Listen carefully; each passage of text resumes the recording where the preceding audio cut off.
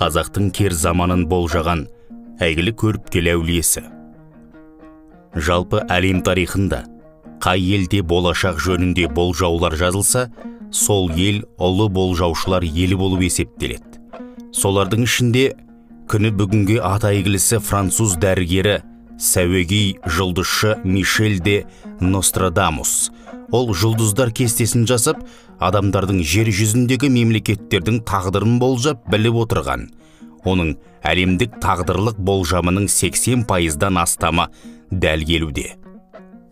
Енді өзімізге келсек, біздің бұрынғы замандағы ата-бабаларымыздың ішінен шыққан небір болашақты болжаушылар, көріпкелдер, емшілер тағы да басқа көп болған.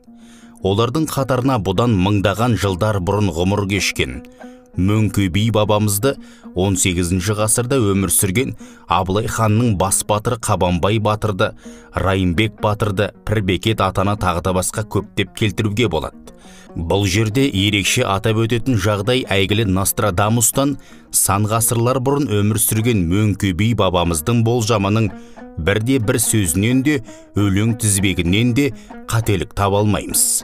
Алшын батырдың арғы атасы Мөңке би асқан әулие, көреген, алдын бірнеше жүздеген жылдар бұрын болжап білетін текті кісі болған.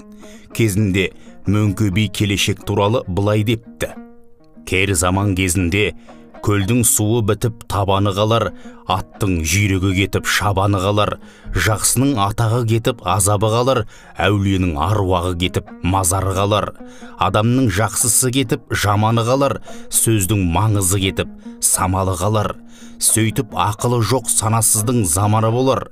Кер заманның кезінде құрамалы, қорғанды үйің болады, айнымалы, төкпелі биің болады, халыққа бір тиын пайдасы жоқ, ай сайын бас қосқан жиын болады, ішіне шынтақ айналмайтын ежірей деген ұлың болады, ақыл айтсаң ауырып қалатын бедірей деген қызың болады, алдыңнан кес-кестеп өтетін кекірей деген келінің болады, табалдырықтан биік тау болса, туысқаннан мықты жау болмас.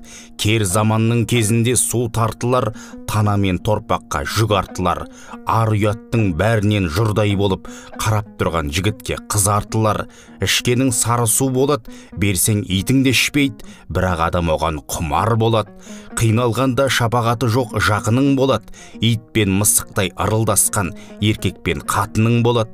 Кер заманның кезінде ертеңіне сенбейтін күнің болады, бетіңнен ала түсетін әнің болады, алашы бар тілің болады, дүдәмалдау дінің болады, еркегің қазаншы болады, әйелің базаршы болады, жылқы жұлдыз болады, қой құндыз болады, кейбір жерге теңелет, әйел ерге теңелет, көл теңізге теңелет, сиыр өгізге теңелет.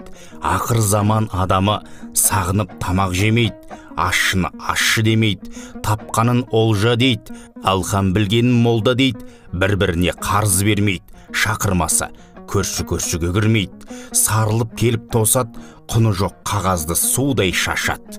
Ақыр заман халқының шайдан басқа асы жоқ, жақыннан басқа қасы жоқ, лағнет қамыты мойнында, жұмыстан қолының босы жоқ, әрқашанда олардың көңілінің қошы жоқ, бар шаруасы түп-түгел, енді мұның есі жоқ.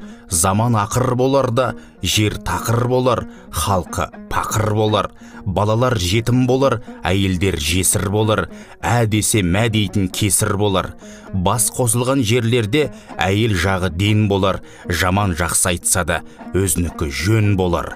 Орай салып бастарын жалпылда